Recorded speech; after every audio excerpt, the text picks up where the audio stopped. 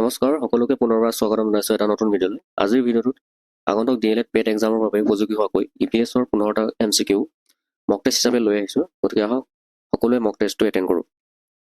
আজিৰ ভিডিঅ'টোৰ প্ৰথম প্ৰশ্নটো হৈছে তলৰ কোনটো অনবীকৰণযোগ্য সম্পদ? অনবীকৰণযোগ্য মানে যিবোৰ সম্পদ আমি ব্যৱহাৰ কৰাৰ পিছত শেষ হৈ যায় বা ক্ষয় হৈ যায় তেনেকুৱা সম্পদবোৰক অনবীকৰণযোগ্য বুলি কোৱা হয়, আৰু যিবোৰ ব্যৱহাৰ কৰি থাকিলেও শেষ হৈ নাযায় তেনেকুৱাবিলাকক নবীকৰণ বুলি কোৱা হয়।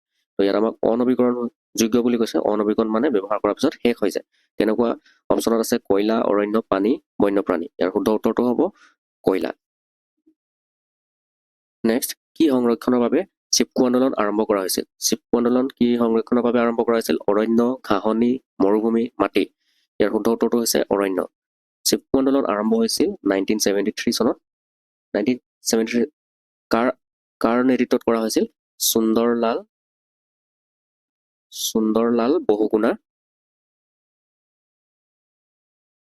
এই লোকজনৰ নেতৃত্বত চিপকো আন্দোলন আৰম্ভ হৈছিল। ক'ত আৰম্ভ হৈছিল? আজিৰ তাৰিখত উত্তৰাখণ্ডৰ পাহাৰীয়া অঞ্চলবোৰত এই চিপকো আন্দোলনটো আৰম্ভ হৈছিল। নেক্সট, এটা নিৰ্দিষ্ট বাসস্থানত পোৱা সকলো বিভিন্ন ধৰণৰ জীৱৰ বৈচিত্ৰ্যৰ প্ৰকাৰক কি বুলি কোৱা হয়? এটা নিৰ্দিষ্ট বাসস্থানত পোৱা সকলো বিভিন্ন ধৰণৰ জীৱৰ বৈচিত্ৰ্য। বিভিন্ন ধৰণৰ জীৱত তাৰমানে বিভিন্ন ধৰণৰ জীৱৰ ইয়াত কি বুজাইছে? সেই জীৱবিলাকৰ প্ৰজাতিৰ বৈচিত্ৰ্যৰ বিষয়ে কোৱা হৈছে। গতিকে নিৰ্দিষ্ট বাসস্থানত পোৱা সকলো বিভিন্ন ধৰণৰ জীৱৰ বৈচিত্ৰ্যৰ প্ৰকাৰক প্ৰজাতিৰ বৈচিত্ৰ্য বুলি কোৱা হয়। নেক্সট, হটস্পট হৈছে অঞ্চলৰ এটা অঞ্চলৰ হটস্পট বুলিলে কি বুজা যায়? সেই অঞ্চলটোৰ বিৰলতাবাদ নে স্থানীয়তাবাদ নে বৈচিত্ৰ্য নে সংকটজনকভাৱে বিপন্ন জনসংখ্যাৰ বিষয়ে বুজা যায়। হটস্পটে কি বুজায়? সেই অঞ্চলটোৰ স্থানীয়তাবাদক হটস্পট বুলি কোৱা হয়। যান বাহনৰ পৰা নিৰ্গমন হোৱা বিষাক্ত গেছবিধ হৈছে। নেক্সট কুৱেশ্যনটো হৈছে আমাৰ যান বাহনৰ পৰা নিৰ্গমন হোৱা বিষাক্ত গেছবিধ কি? কাৰ্বন মনক্সাইড, ইথেন, মিথেন, কাৰ্বন ডাই অক্সাইড। ইয়াৰ শুদ্ধ উত্তৰটো হ'ব অপশ্যন ক, কাৰ্বন মনক্সাইড। নেক্সট, তলৰ কোনটো জৈৱমণ্ডল সংৰক্ষিত বনাঞ্চলত বাঘ পোৱা যায়? থৰ মৰুভূমি জৈৱমণ্ডল সংৰক্ষিত বনাঞ্চল নে নীলগিৰি নে নামদফা নে সুন্দৰবন? ইয়াৰ শুদ্ধ উত্তৰটো হৈছে অপশ্যন গ, সুন্দৰবন। সুন্দৰবন জৈৱমণ্ডলৰ সংৰক্ষিত বনাঞ্চলত এইটো এটা টাইগাৰ ৰিজাৰ্ভ হয়, বাঘ পোৱা যায়, আৰু এইটো ক'ত অৱস্থিত? ৱেষ্ট বেংগলত অৱস্থিত। ঠিক একেদৰে নামদফা জৈৱমণ্ডল সংৰক্ষিত বনাঞ্চল ক'ত অৱস্থিত? অৰুণাচল প্ৰদেশ। আৰু নীলগিৰি জৈৱমণ্ডল সংৰক্ষিত বনাঞ্চল ক'ত অৱস্থিত? নীলগিৰিটো হৈছে তামিলনাডু। এণ্ড থৰ মৰুভূমি জৈৱমণ্ডল সংৰক্ষিত বনাঞ্চল ক'ত অৱস্থিত? সেইটো হৈছে ৰাজস্থান। এইবিলাক মনত ৰাখিব। নেক্সট, শিল বা মাটিৰ কণাবোৰ ক্ষয় আৰু পৰিবহনৰ কাৰণ হোৱা প্ৰক্ৰিয়াটোক কি বুলি কোৱা হয়? শিল বা মাটিৰ কণাবিলাক ক্ষয় আৰু পৰিবহন হোৱাটোক কি বুলি কোৱা হয়? লৱণযুক্তকৰণ বুলি কোৱা হয়, নে মাটিৰ সৃষ্টি, নে খহনীয়া, নে ভূমিস্খলনৰ? ইয়াৰ শুদ্ধ উত্তৰটো হৈছে খহনীয়া বুলি কোৱা হয়। নেক্সট, এমনিয়াৰ নাইট্ৰেটলৈ ৰূপান্তৰিত হোৱা প্ৰক্ৰিয়াটোক কি বুলি জনা যায়? এমনিয়াৰ ৰাসায়নিক সংকেত হৈছে NH3। এই NH3ৰ পৰা নাইট্ৰেটলৈ, তাৰমানে NO2 নেগেটিভ, এই নাইট্ৰেটলৈ ৰূপান্তৰিত হোৱা প্ৰক্ৰিয়াটোক কি বুলি কোৱা হয়? ডিনাইট্ৰিকৰণ কোৱা হয়, নাইট্ৰিকৰণ নে এমনিফিকেশ্যন নে নাইট্ৰজেন স্থিৰীকৰণ? ইয়াৰ শুদ্ধ উত্তৰটো হৈছে অপশ্যন খ, নাইট্ৰিকৰণ বুলি কোৱা হয়। যিবোৰ প্ৰজাতিৰ অদূৰ ভৱিষ্যতে বিলুপ্ত হোৱাৰ সম্ভাৱনা আছে সেইবোৰক কি বুলি কোৱা হয়?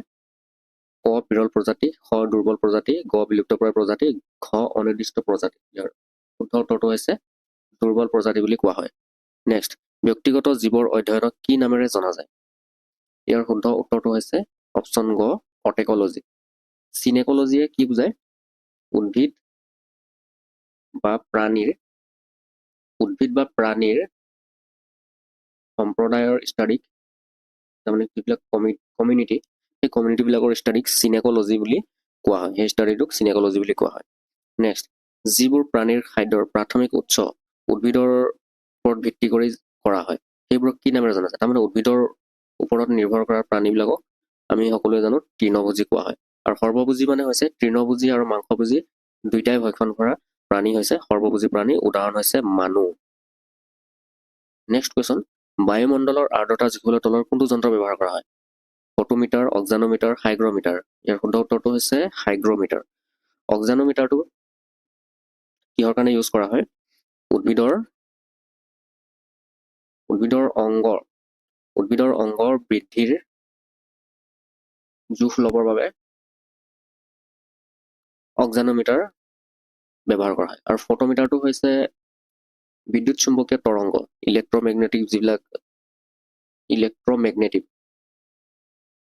বিদ্যুৎ চুম্বকীয় যিবিলাক ৰেডিয়েশ্যন হয়, বিকিৰণ হয়, সেইবিলাকৰ জোখ ল'বৰ কাৰণে ফটোমিটাৰ ইউজ কৰা হয়। নেক্সট, পৰিৱেশ তন্ত্ৰ হৈছে ডেছৰ আটাইতকৈ সৰু একক।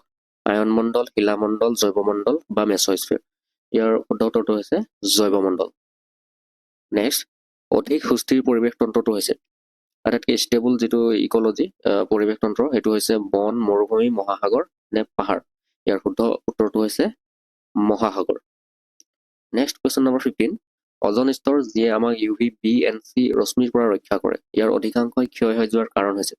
এতিয়া অজন স্তৰ ডিপ্লয়েশ্যন তাৰমানে আমাৰ হৈ যোৱাৰ কাৰণটো কিহৰ কাৰণে হৈছে? কোনবিধ গেছৰ কাৰণে অজন স্তৰ ক্ষয় হৈ গৈছে? ইয়াৰ শুদ্ধ অপশ্যনটো কি হ'ব? ক্লৰ'ফ্ল'ৰ'কাৰ্বন নে কাৰ্বন মনক্সাইড নে কাৰ্বন ডাইঅক্সাইড নে ছালফাৰ? নহয়, এইটো ছালফাৰ হ'ব, ছালফাৰ ডাইঅক্সাইড। ইয়াৰ শুদ্ধ উত্তৰটো হৈছে ক্লৰ'ফ্ল'ৰ'কাৰ্বন, CFC, ক্লৰ'ফ্ল'ৰ'কাৰ্বন।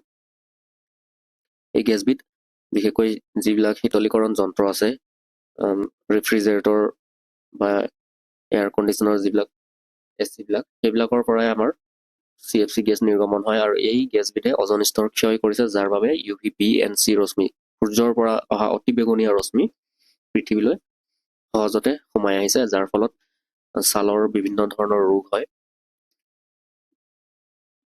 বন্ধুসকল, ভিডিঅ'টো আজিলৈ ইমানে। এনেকুৱা আৰু অধিক ভিডিঅ' পাবৰ বাবে চেনেলটো ছাবস্ক্ৰাইব কৰি বেল আইকনটো প্ৰেছ কৰি ল'ব। ভিডিঅ'টো শেষৰলৈকে চোৱাৰ বাবে অশেষ ধন্যবাদ থাকিল। Thank U.